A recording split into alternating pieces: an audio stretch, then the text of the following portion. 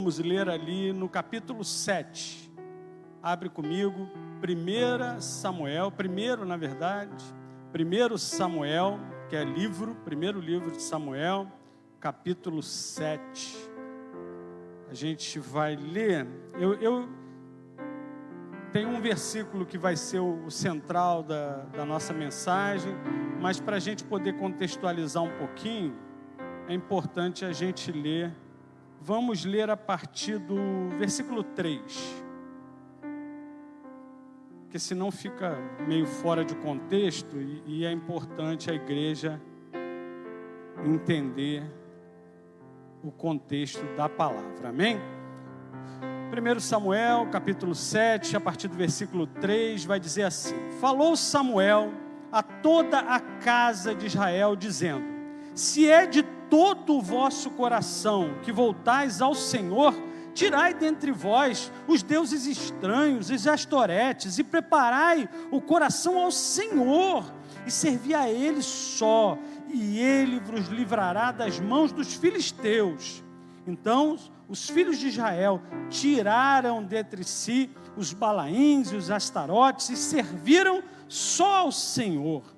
Disse mais Samuel: Congregai todo Israel em Mispa, e orarei por vós ao Senhor. Congregaram-se em Mispa, tiraram água e a derramaram perante o Senhor, jejuaram aquele dia e ali disseram: Pecamos contra o Senhor. E Samuel julgou os filhos de Israel em Mispa. Quando, pois, os filisteus ouviram que os filhos de Israel estavam congregados em Mispa, subiram os príncipes dos filisteus contra Israel. O que, ouvindo os filhos de Israel, tiveram medo dos filisteus. Então disseram os filhos de Israel a Samuel: Não cesses de clamar ao Senhor nosso Deus por nós, para que nos livre da mão dos filisteus. Tomou, pois, Samuel um cordeiro que ainda mamava e o sacrificou em holocausto ao Senhor. Clamou Samuel ao Senhor por Israel, e o Senhor lhe respondeu. Enquanto Samuel oferecia o holocausto, os filisteus chegaram à peleja contra Israel, mas trovejou o Senhor aquele dia com grande estampido sobre os filisteus e os aterrou de tal modo que foram derrotados diante dos filhos de Israel. Saindo de Mispa, os homens de Israel perseguiram os filisteus e os derrotaram até embaixo de Bet-car. Tomou então Samuel uma pedra e pôs entre Mispa e Sem, e lhe chamou Ebenezer, e disse: Até aqui nos ajudou o Senhor. Assim os filisteus foram abatidos e nunca mais vieram ao território de Israel, porquanto foi a mão do Senhor contra eles todos os dias de Samuel. Amém? Só até aqui. Deus amado, Pai querido, Jesus, eis aqui a Tua palavra, Senhor, e a Ti eu clamo, bom Deus. Esteja, Senhor, falando, Senhor, a Tua igreja, meu Pai. Fala o nosso coração, fala a nossa mente, meu Pai. Quebranta-nos, Senhor, conduza-nos, Senhor, ao arrependimento sincero, meu Pai. Coloca-nos, Senhor, diante de Ti, onde a Tua mão poderosa, Senhor, está sobre nós, meu Pai. Que nós, Senhor, venhamos a vê-lo, reconhecê-lo, Senhor, pois se até aqui estamos, foi pela Tua muita misericórdia, Senhor, que não permitiu, Senhor, que fôssemos, meu Pai, consumidos pelo nosso pecado. Te clamo, Deus, olha por nós, esteja nesse momento, Senhor, me diminuindo, Senhor, que eu desapareça, meu Pai, mas que a Tua palavra, que o Teu Espírito, Senhor, se agigante em nosso meio, em nome de Jesus. Amém e graças a Deus. Amém? Eu gosto muito dessa passagem. O versículo central dessa mensagem, como eu imagino, a maioria da igreja já deve supor, está ali em 1 Samuel, capítulo 7, no versículo 12. Tomou então Samuel uma pedra e pôs entre Mispa e Sem, e lhe chamou Ebenezer, e disse: Até aqui nos ajudou o Senhor. Uma mensagem muito conhecida, né? Eu tive a oportunidade até essa semana de estar no aniversário, e a gente traz, né?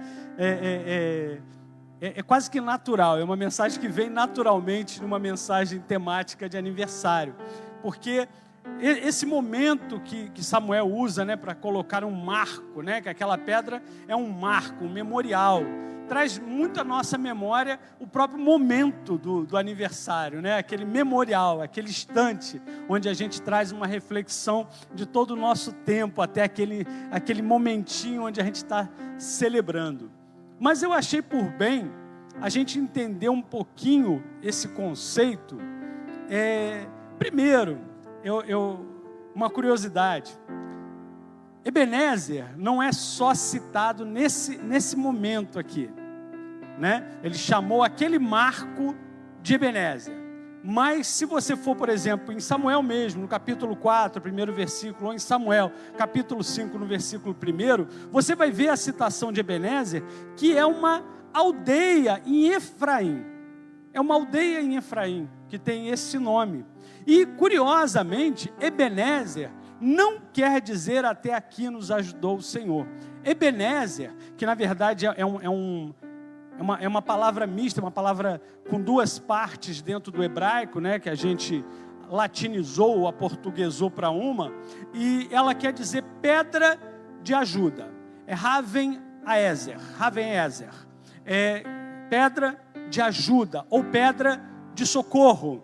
E já tinha a vila de Efraim, mas Samuel, tocado, dirigido por Deus, decidiu por naquele momento erigir aquele memorial, aquele marco, naquele lugar onde 20 anos antes, justamente, eles haviam perdido a Arca da Aliança, haviam sido derrotados, haviam sido humilhados. Mas naquele momento, e a gente leu aqui, quando o Senhor trovejou, né, sobre os filisteus, assustou aos filisteus, e eles estavam na peleja, enquanto Samuel e o povo congregava, orando, se arrependendo e se colocando diante de Deus, e Deus restabelece, como foi feito em muitas vezes na história de Israel, né? Quando o povo se arrependia e voltava aos caminhos do Senhor, o Senhor nunca os desamparou, o Senhor sempre os alcançou, e fez realmente naquele momento, o coração, né? Deus move o coração de Samuel a erigir aquele memorial, no lugar onde outrora houve derrota e agora houve livramento, houve vitória. E Samuel, com muita sabedoria e na ação do Espírito de Deus, ele vem a dizer que até aqui nos ajudou o Senhor. Dá a entender que ele chamava a atenção para o povo ali, que independente dos cenários ruins, né, da história ruim, que talvez aquele lugar remetesse à memória daquele povo, mas até dessa forma Deus havia sustentado eles. Vocês viram aqui, né, o momento que eles já estavam, né, há 20 anos sem trazer, ou na verdade, se congregar. A arca do Senhor estava na casa de Abinadab, que era da tribo de Arão, né, levita, e há 20 anos essa arca não retornava, né, e eles estavam distantes, e já haviam sido, quando a gente fala do domínio e da opressão dos filisteus, não era só uma opressão militar, tá? Não era só a força da arma propriamente dita, mas era uma opressão social, era de humilhação, de domínio mesmo, ao ponto de que a cultura dos filisteus já imperava mesmo no meio de Israel. Quando você vê, por exemplo, falar aqui em Astarote, Balaíns, você está falando em pequenos ídolos, né? Especialmente ali os de Astarote, que eram apontando para uma deidade da fertilidade, e isso já estava na casa dos israelitas, já estavam, né, buscando nessas entidades a fertilidade. E os Baalins nada mais eram do que pequenos Baals, né, que eram, vamos dizer assim, para eles, as deidades dos filisteus, né, os deuses dos filisteus, que já estavam na casa dos israelitas. E isso é comum, é chamado de domínio do forte. né? Onde a própria nação, vendo que os filisteus dominavam sobre ela, começavam a adquirir e se influenciar pela cultura externa, pela cultura que não pertencia a eles, mas era, né, dos que dominavam, era dos que estavam com a força e o poder, e assim eles acabavam se confundindo, se iludindo e cada vez mais se afastavam de Deus. E a palavra ainda vai dizer que Samuel, né, governou, né, julgou sobre Israel até o fim dos seus dias. Isso é aproximadamente com 89, 90 anos. E fica claro que Samuel ainda estava, né, julgando como juiz, ou seja, ainda era o sacerdote, a referência na palavra, mesmo dentro do reinado de Saul. Ele estava ali. E eu gosto muito da natureza de Samuel, e eu faço questão da gente estar entendendo isso aqui, porque Samuel é uma tipologia de Cristo. Samuel, ele tinha o sacerdócio, ele era sacerdote. Samuel, ele era juiz, ele julgava, ele tinha governo, né? E, me fugiu, juiz, governo, nossa, me fugiu a palavra, e rei, era o domínio.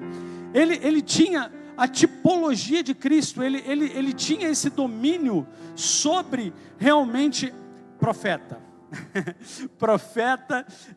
Ele era profeta, sacerdote e juiz. Ele profetizava, ele tinha a questão litúrgica e ele tinha o domínio, né? Ele tinha essas três naturezas que são vistas na própria pessoa do Senhor Jesus, que é o domínio pleno, né? É a manifestação plena do poder de Deus junto aos homens, junto ao seu povo. E isso estava na natureza de Samuel, que desde pequeno já ouvia a voz do Senhor. Nós conhecemos a história de Samuel, e Samuel nesse momento aqui, ele deixa uma mensagem perene, uma mensagem que percorre os séculos. E eu via, e eu gosto, os irmãos sabem, eu gosto sempre de dar uma olhada, né, por curiosidade, e mesmo o povo judeu ainda hoje tem isso como um marco, não simplesmente religiosamente ali aquele marco, né? Mas eles entendem que mesmo no sofrimento, mesmo na luta, Deus jamais os desamparou, porque a aliança do Senhor, o Senhor jamais rompe.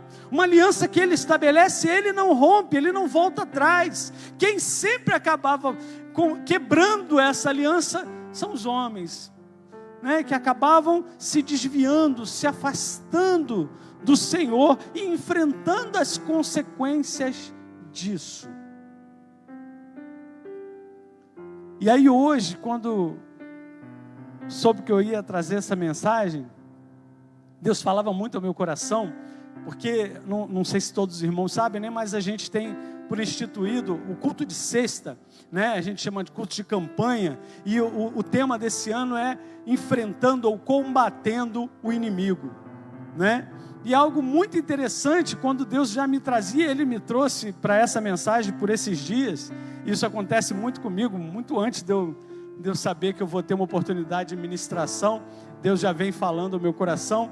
E algo que primeiramente me chamou a atenção, antes mesmo da gente chegar no até aqui nos ajudou o Senhor, mas muito me chamou a atenção a natureza dessa relação, desse momento em especial aqui, onde o povo oprimido por anos, oprimido há anos pelos filisteus, sem ter paz, tendo agonia, tendo aflição, vivendo momentos de desespero até, pois nunca sabiam o que poderia se abater sobre eles. Há casos, nem tanto na Bíblia, mas há casos desse período, onde a matança dos filisteus sobre os israelitas era algo desmedido, não havia condenação. Se um filisteu matasse um israelita por qualquer motivo, ficava por isso mesmo. Então era uma insegurança muito grande, era um povo que naquele momento vivia com medo.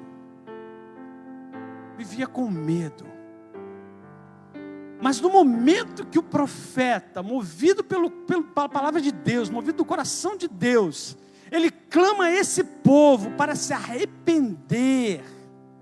A gente leu aqui a partir do versículo 3, ele fala, acho que aqui no 4, no 3 ele fala, né? Se de todo o vosso coração que voltais ao Senhor, tirai dentre vós os deuses estranhos, Astarotes, e preparai o coração ao Senhor, servi a Ele, só a Ele, e Ele vos livrará das mãos dos filisteus. Eu acho esse momento muito interessante, quando Samuel devolve para o povo a responsabilidade. Porque até então, eu imagino o discurso, aí eu estou especulando, mas eu imagino, o Senhor nos abandonou, o Senhor nos esqueceu, né? Nós estamos em sofrimento, não é isso? Mas na verdade Samuel vai dizer, não foi o Senhor que abandonou vocês, não foi o Senhor que virou as costas para vocês. A palavra diz que a mão do Senhor está estendida e os seus ouvidos estão atentos. O Senhor não tira os olhos daquele que Ele ama. Ele não te esqueceu, Ele não virou as costas para você. Mas nós temos, assim como o povo de Israel, nós temos colocado deuses estranhos dentro da nossa casa, nós temos adorado coisas estranhas. Nós estamos vivendo um momento de muita agonia, de muita aflição. Mas não querendo ser pessimista, mas já alertando a igreja, tempos ainda mais difíceis virão. Não de doença necessariamente, mas muito provavelmente de perseguição. A palavra de Deus diz que quando tivéssemos esses sinais acontecendo, um dos grandes sinais é justamente a perseguição da igreja. Onde nós vamos ser confrontados pela força do opressor, pela força do mundo, né? Mundo aí no sentido dos valores do mundo. Seremos oprimidos e assim como Israel se viu adorando Baalins, adorando Astarote, né? Recorrendo à força do mundo deles, a força dos opressores, como se aquilo fosse verdadeiro poder, se esquecendo que o verdadeiro poder é o Senhor, que tudo é força, mas só o Senhor é poder. Eles se esqueciam, eles haviam se virado as costas, e nós não vamos ser diferentes. Por isso a palavra de Deus, ela permite, ela é eterna. Ela é atual, ela é tão atual hoje, na verdade, como o pessoal diz, né? Ela é mais atual que o jornal de amanhã. Ela é mais atual que o jornal de amanhã. Porque ainda que o que você esteja vendo, você talvez esteja idolatrando hoje, e eu conversava muito com a minha esposa, sobre uma realidade nova do século 21, é que nós hoje não vivemos sem a tecnologia da informação, né? Seja aí os aplicativos de um modo geral, sejam as redes sociais. Mas o fato é que nós sequer sabemos usar. Tirando um programador, ou um jovem mais curioso ou outro ali, na maioria de nós somos meros, né, abridores de aplicativos. Olhamos, vemos aquela informação e saímos. Nós não temos realmente um entendimento do que é esse fluxo enorme de informações que nós estamos recebendo. Nós não estamos sabendo processar essas informações. É onde se criou o termo, eu estava vendo, parece que o termo é de 5 anos a 8 anos, o tal do fake news, né, que hoje é tão popular, né, a gente já até absorveu essa terminologia, mas ela é muito recente. Ela é muito recente, porque até então nem existia essa concepção de que uma notícia falsa estivesse sendo realmente veiculada. E hoje é uma realidade. E eu estou falando isso para que você entenda que talvez você esteja com a sua adoração. E aí eu não estou falando simplesmente de erigir a uma estátua, não estou falando de idolatria no sentido religioso, mas eu estou falando aonde você tem buscado o seu socorro, aonde você tem buscado o seu consolo. Talvez você esteja fazendo isso através de meios, volto a dizer, do mundo poderoso a nossos olhos, e Ele não vai te dar esse consolo. Não vai, porque Ele não é criado para isso. Eu lembro desde sempre que o que vem de jornal é tragédia. Todo mundo aqui sabe disso. O que vem de jornal é tragédia. É o que sempre vai dar manchete. Ninguém vai dizer que o casal fez 39 anos de casado. Isso não vem de jornal, né? Ninguém vai dizer que nasceu mais uma criança saudável, glória a Deus. Ninguém vai dizer que mais uma criança linda foi apresentada ao Senhor, que houve batismo nas águas. Isso você não vai ver. Mas nós temos prestado muita atenção às coisas do mundo. E para se livrar disso, é necessário, e eu não estou falando para você quebrar a sua televisão, vender a televisão. Eu já vi, né? Não é nessa linha, não é jogar telefone fora, mas é realmente estar atento que o seu consolo, o que te sustenta, tem de vir do Senhor. E para isso, é aonde você vai ver, aqui Samuel, e ele fala, vamos nos congregar, vamos nos reunir e vamos orar. E você quando vê aqui que eles derramam água e jejuam, derramar água ali é no sentido de que estamos jejuando de tudo. Estamos realmente jejuando, de água e de alimento. Vamos ficar aqui esse dia dedicados ao Senhor, vamos buscar o Senhor, porque Ele é a nossa salvação. Eles haviam entendido, eles haviam tido uma revelação, e isso não foi só porque Samuel os convenceu, mas porque aquele povo, assim como a igreja hoje, a nova Israel do Senhor, tem um Espírito que fala aos seus corações, e fala a verdade, e a verdade é o que nos liberta, é o que nos transforma, é o que nos sustenta. E assim como Samuel foi capaz de chegar e falar para aquele povo, e o povo receber, porque você vê que naquele momento ele fala, e o povo recebe aquilo que ele falou, e verdadeiramente jogou fora aquelas porcarias que tinham em casa, e foram congregar e orar, e eles estavam ali ao ponto de que quando souberam que vinham os filisteus, eles não se dispersaram, eles não fugiram, que era o que eles vinham fazendo até então. Não, eles falaram, Samuel, intercede aí por nós. Samuel oferece holocausto ao Senhor, e eles foram para a batalha, eles foram renovados, eles fizeram certo, eles buscaram ao Senhor, e a palavra vai dizer, chegai-vos a Deus, e o inimigo fugirá de vós. O mesmo Deus de ontem, é o Deus de hoje, eternamente. O Senhor não deixou de ser o nosso Deus.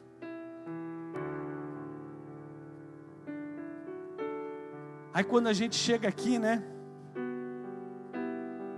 Samuel erigindo esse memorial. Isso já foi após os filisteus terem fugido, eles terem, né? Estarem, depois de anos, finalmente desfrutando uma sensação de vitória. E mais do que só uma vitória com a presença do Senhor, porque se para os filisteus, aquele estampido dos trovões foi assustador, para os israelitas foi resposta de oração, foi falando, nossa, Deus está conosco nessa batalha. E aí, naquele clima gostoso, naquele clima de vitória, ele erege aquela pedra de socorro, pedra de ajuda, né? Falando de Deus, falando o Senhor é a nossa rocha de ajuda. Não por acaso, a nossa rocha de ajuda é o Senhor Jesus, a pedra angular rejeitada depois, mas a nossa rocha de ajuda é o Senhor. E aí ele diz, Ebenezer, rocha de ajuda, até aqui, Deus, até aqui nos ajudou o Senhor, até aqui nos ajudou o Senhor. E aí traz inevitavelmente, né, como eu disse, num lugar onde outrora havia tido uma derrota, um lugar que outrora foi ponto de humilhação, de repente foi lugar de exaltação. Não mudou o lugar, mudou a relação deles com Deus. E aí você vai entender que Deus sempre esteve olhando para eles. Deus nunca afastou o olhar deles, mas Deus é Deus. Se você voltar um pouquinho antes, no capítulo 6, que vai falar, eu não lembro agora se foi o 6 ou 5, que vai falar quando os filisteus que haviam ficado com a arca, eles estavam sofrendo pragas e tormentos e peste, e aí eles devolvem, né? Eles colocam a arca num carro de boi, para que a arca vá embora, para onde ela quisesse ir, para que o mal os abandonasse.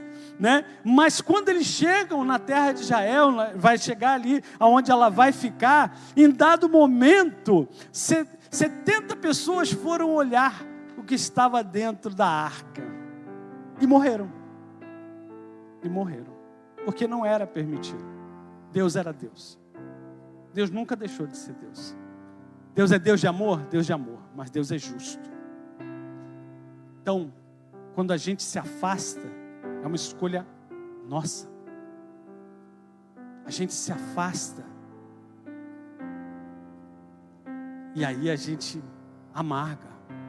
Principalmente porque algo que às vezes a gente não entende mesmo. Até porque a gente vive um momento muito carente de vitória. E a gente acha que mais que vencedor é aquela pessoa que vence tudo, né? E não. Em muitos momentos vai parecer que nós tivemos alguma derrota, vai parecer que nós tivemos alguma perda. Mas na verdade, a nossa maior vitória, porque nós somos mais do que vencedores, é porque a nossa salvação já foi garantida. A nossa vida é eterna, ela não será eterna, a nossa vida já é eterna. Todo aquele que aceitou o Senhor Jesus, todo aquele que aceitou o sacrifício dele na cruz, já tem vida eterna. Ainda que nesse mundo estejamos passando por aflições e lutas, Deus é Deus. Deus é Deus. Mas até aqui nos ajudou o Senhor. Nosso passado, as nossas lutas, as nossas dificuldades, tudo nos conduziu até aqui. Deus não deixou de cuidar de nós. E é um jargão quase, já virou um jargão no meio evangélico, né?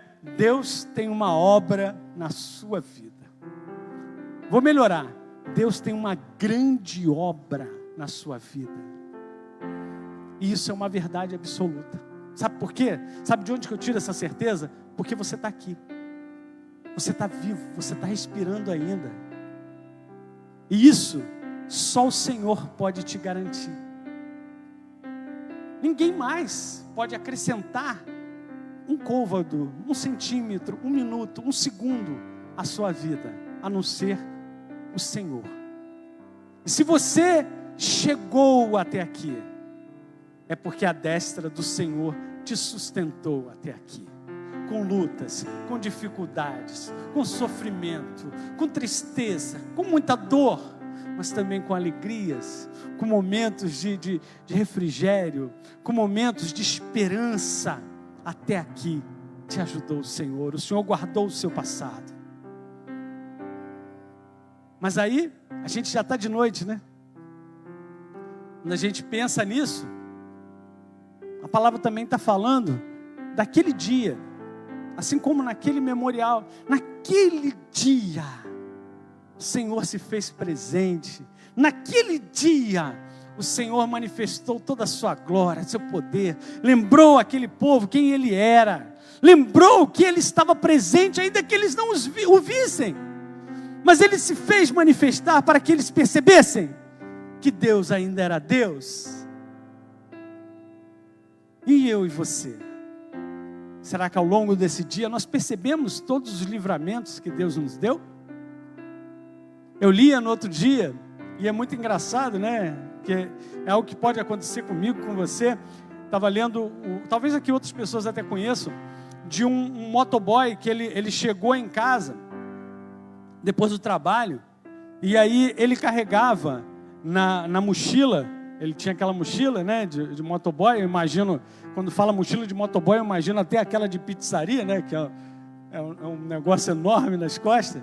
E quando ele chegou em casa, né, que ele foi arrumar a mochilinha dele, ele carregava sempre a Bíblia.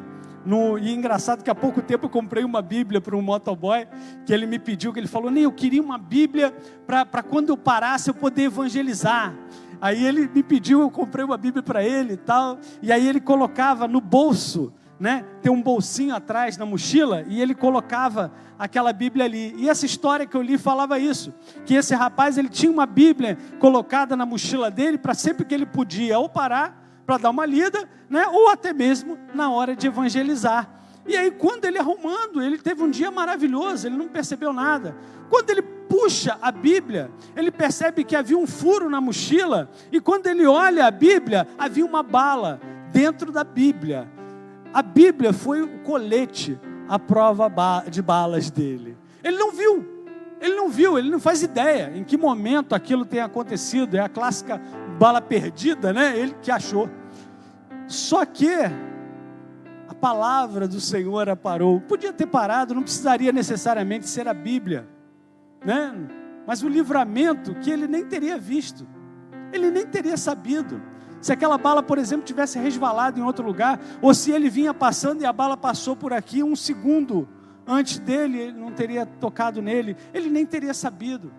Assim acontece comigo, com você, e não só de balas, né? Não só de balas, são tantas coisas, são tantos os livramentos. Eu vi no outro dia, não lembro se foi um médico ou uma enfermeira falando da fragilidade da vida humana. Nós fazemos pose como se fôssemos muito fortes, né? Muito poderosos, e não é verdade. Nós morremos, para a gente morrer é uma coisa muito, chega a ser, a gente é de cristal, a gente não percebe, mas nós somos de cristal, nós somos extremamente frágeis. No outro dia, vendo um documentário lá, um tenista morreu porque uma bola de tênis bateu no peito dele, fez uma contrabatida no coração dele, o coração dele parou, ele caiu morto. Uma bola de tênis bateu no peito dele. No outro dia, um escorregou, e isso acontece diariamente. No outro dia, um escorregou no banheiro saindo, não era um senhor, não era uma senhora, era um jovem, escorregou no banheiro, bateu com a cabeça na pia, quebrou o pescoço, morreu. Nós somos muito frágeis. Mas nós, às vezes, percorremos aí, a gente está aí com o irmão, né? Com 103, né? Chegou a 103 anos. E aí você vê como algo tão frágil percorreu tantos anos, né? E está aí. Como hoje eu estou com 51. Como é que eu cheguei até aqui? Será que eu fui tão cuidadoso assim? E eu não vou nem contar para vocês da minha infância, né? Eu sou do time que fazia um caminhão de besteira. E subir em muro, árvore, escolhe, né? Cair de tudo quanto é jeito. Mas eu cheguei aqui. Isso foi porque eu fui muito bom? Ou era muito forte? Será que eu sou diferente de alguém? Não acredito, não.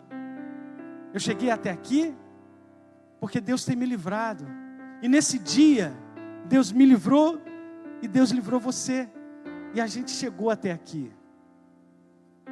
E algo muito importante que essa mensagem toda vai estar dizendo é que até aqui nos ajudou o Senhor. E se o Senhor nos ajudou, é porque os seus desígnios não lhe serão negados. É porque o Senhor tem uma grande obra na minha e na sua vida. E para isso você tem que começar a entender o que é a obra do Senhor. É algo que a igreja tem esquecido muito. A obra do Senhor foi o motivo pelo qual o Senhor veio do céu à terra e pagou preço de cruz. Porque todo aquele que nele crer não mais perecerá, mas terá vida eterna. E de por todo mundo pregai o evangelho a toda criatura. Aquele que crer e for batizado, este será salvo. O Senhor veio à terra, o Senhor iniciou uma obra de salvação. Uma obra de anunciação, de boa nova, de boa notícia, de que há esperança. Porque assim como diz, até aqui nos ajudou o Senhor, até aqui é sinal que a coisa continua, né? Até aqui o Senhor nos sustentou, até aqui a destra do Senhor nos amparou, mas é sinal que o caminho continua. E o Senhor diz que Ele é o caminho, a verdade e a vida. O caminho continua. Mas é necessário continuar nesse caminho, onde, assim como o Senhor nos guardou no passado, o Senhor nos guardou no presente, e nós queremos que Ele nos guarde no futuro. Nós queremos ver os filisteus, nós queremos ver o inimigo, nós queremos ver o mundo fugindo de nós, vendo a manifestação do poder e da glória de Deus. É necessário que eu e você nos arrependamos, que realmente a gente busque no Senhor arrependimento. Arrependimento é querer deixar para lá tudo de errado que eu já fiz, que eu faço, que eu penso, que eu deixo de fazer. Pecado é tudo aquilo que faz separação entre eu e Deus, entre você e Deus. Não é simplesmente uma lista. É necessário querer estar com Deus. É necessário querer restabelecer uma aliança com o Senhor. E falar: Senhor, guarda o meu futuro. Senhor, quando eu paro e olho para trás, quando eu paro e reflito sobre o meu dia, Senhor, Tu tens sido muito misericordioso. O Senhor não tem lançado sobre mim o que eu mereço. Mas Senhor, eu quero ser Teu. Eu quero estar em Tuas mãos, eu quero fazer a Tua obra, eu quero ser instrumento em Tuas mãos, Senhor. Eu quero que o Senhor me use, meu Pai.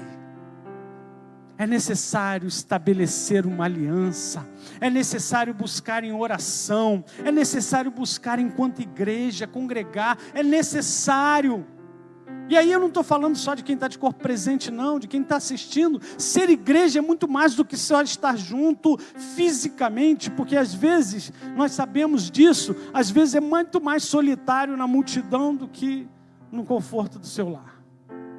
Mas é necessário sermos igreja, é necessário sermos o corpo de Cristo na terra, onde Ele, a nossa cabeça, é quem nos conduz, é quem nos guia, é quem nos mostra o que devemos, o que podemos e o que haveremos de fazer para a honra e glória dEle. Já caminhando para o final, abre comigo, eu gosto sempre de deixar um versículo. Jeremias 29, vou deixar para vocês ali o versículo 11. Eu ia até colocar, porque tem algumas traduções um pouco diferentes, eu gosto também.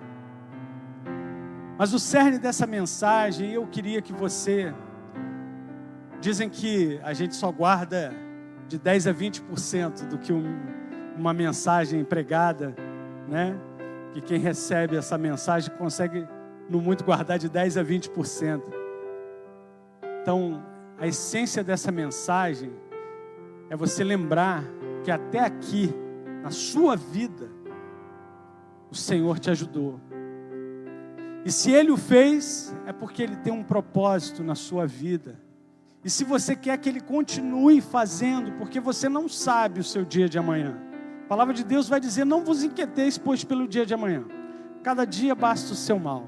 Mas Ele também vai dizer: procurar em primeiro lugar o seu reino e a sua justiça. E todas essas coisas, as suas necessidades, estas serão atendidas.